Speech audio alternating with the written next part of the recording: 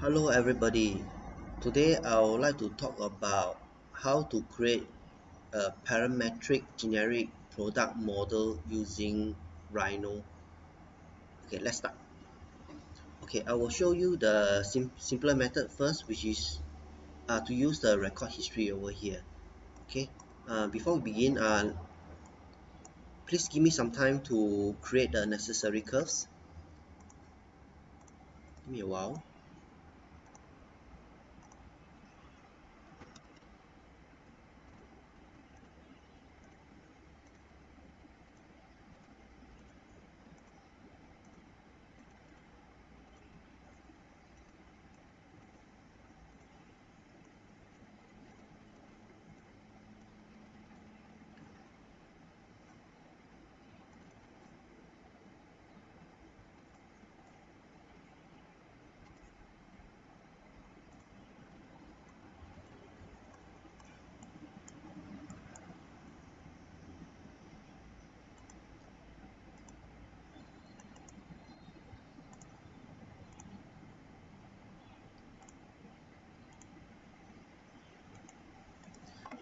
Okay, I created my curves. Okay, as mentioned, if I want to make the surface parametric, I have to use the record history. To do that, before you execute the surface creation command, click the record history first to activate record history, which will activate the recording of the next command.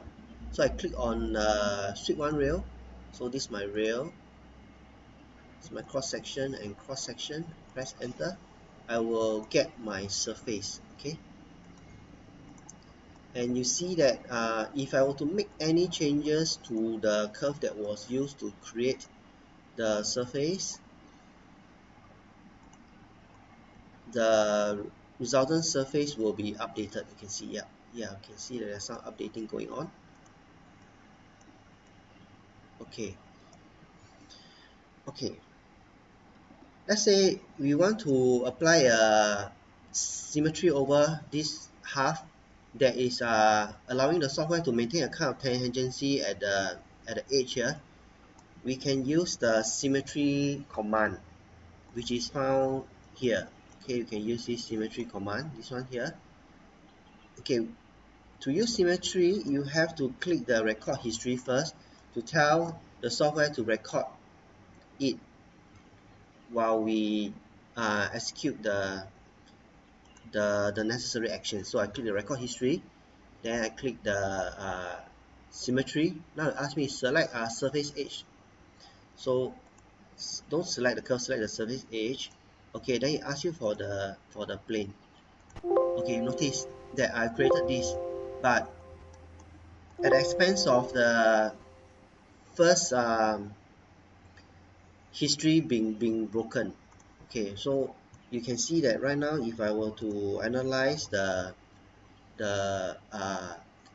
continuity over here, you can see that is actually curvature smooth. However, we have one problem now, is that if I were to make any modification to my curves, the associated surfaces will not be updated. So this is not the ideal way to have a comprehensive parametric model. Okay, now I want to show you another way of creating a parametric model that is better, but which is also slightly more complicated. Okay, so let's start.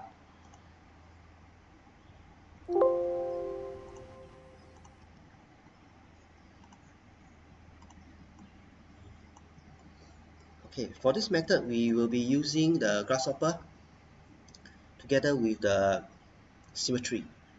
Okay, so let's start Grasshopper.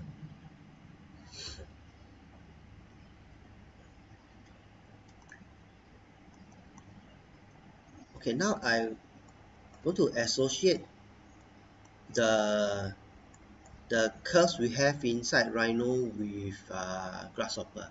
To do that, go to Geometry, select, no sorry, select the curve. Okay, so I'm going to associate the rail. Okay, call this the rail. Okay, I'm going to do another association. Now I want to associate the cross sections. So I select multiple curves, these and these. Okay, these two will be associated, these two curves.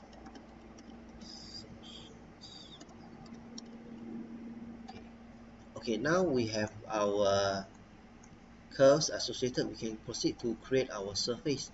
So I'm going to surface. I'm going to create a straight one rail. Okay, so the rail section. Okay, as you can see, a new surface has been created, and if I want to make any changes to the curves that was used to create this surface,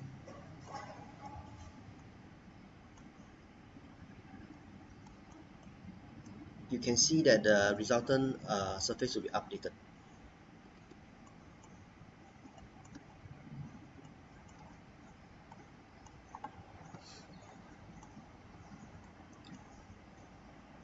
Okay, now I want to show you how to create the top surface, and at the same time apply a tendency match at this center region. Okay, so give me a while, let me create a curve.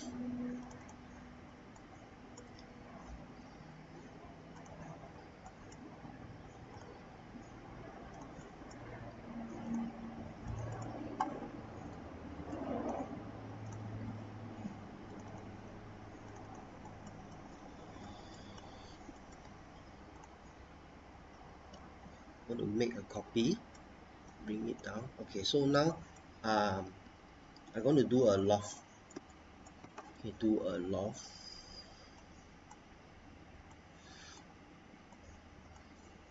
Okay, so I got one half of the top surface. Okay, now I want to apply symmetry to create the other half that is able to maintain a kind of continuity between the two. So to do that, click the record history, click on symmetry. Now ask you for surface edge. So select not the curve but the surface segment.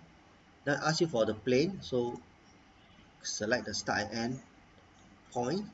Yeah. So now you notice that we have created the other half. And if you were to use the zebra to analyze, you notice that the matching is actually curvature continuous across. And if I were to make any modification to the original surface, the original half, you can see that the other side correspondingly updates itself. Okay, so this is one way to create a surface that is symmetrical and also matching across the other side. Okay, yeah. So okay, now let's go back to Grasshopper.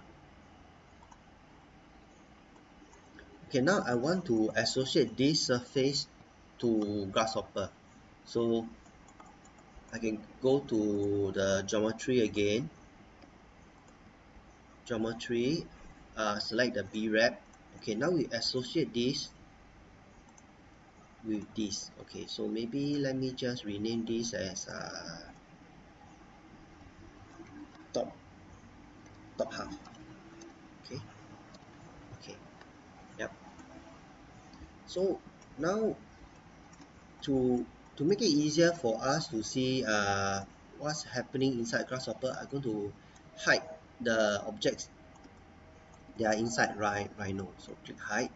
Yeah. So as you can see, we have created the top half and the side half. So we want to remove the unnecessary regions of these surfaces.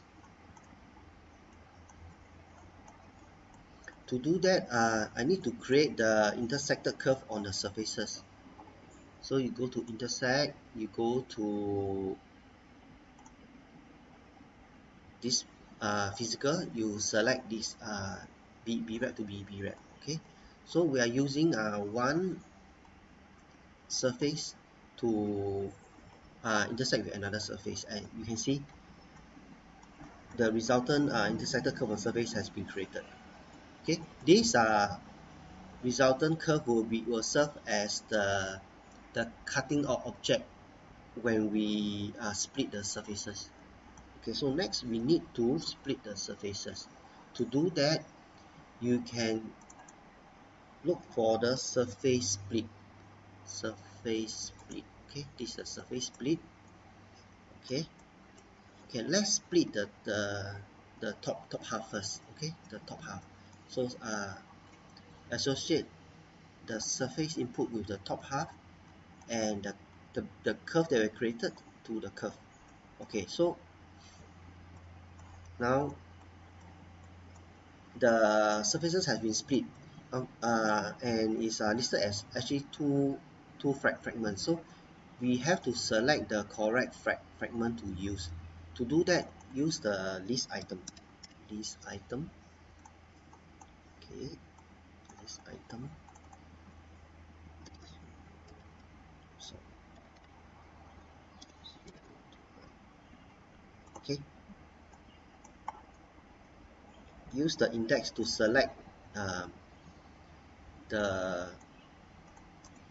the item that that that you want. Okay, so okay, this index one is the correct surface that we want.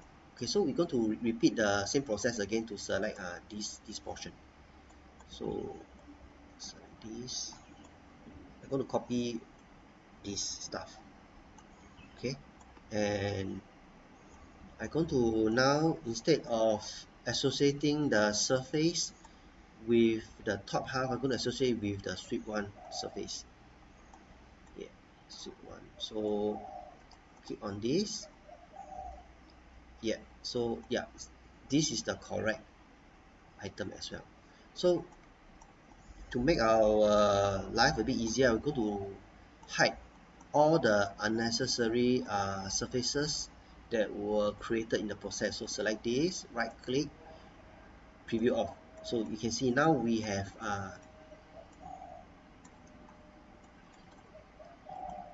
the top and the side halves being created. Okay, so let's say I want to join these two together. I can use the B wrap join. Okay, so I'm going to join the two surfaces together. Yep. Okay, and yeah, we are done with one half. And if you want to mirror this onto the other side, we can use the mirror component, and it's under transform here, mirror. So click on this, select the geometry that you want to mirror, which is these B wraps. Yeah, you can see now we have mirror onto the other side. Great. So if we were to make any changes to the curves that was used to create all these stuff, let's say here, now let me show you an example. You can see that, yeah, the model will be updated. Okay, I'm going to hide all this. You can see, yep, you can see, yeah. So yeah, you can see that the model will be updated. Okay, okay, as time is running out, I'm not going to go a bit further, but before I end, I want to show that you can actually also fillet the edges using the surface fillet edge using this node here. But I'm not going to go into creating the fillet because it will take me a while. Okay, okay, so when you're done with, let's say you are happy with this form, you can use the bake command to create the necessary Rhino surfaces. So I'm going to break this. Yeah, so I pick this, and I'm going to break this as well. Yeah. So let me hide this stuff. Okay. Yeah, you can see that we have created our surface, and let's check to see whether the continuity is acceptable. So you go to analyze surface zebra. Yeah, you can see that. Yeah, the by doing the necessary steps, you are actually able to maintain a kind of surface matching and continuity over to the other half. Okay. Okay, I think I will stop here. I hope that this session has been useful. See you around. Bye.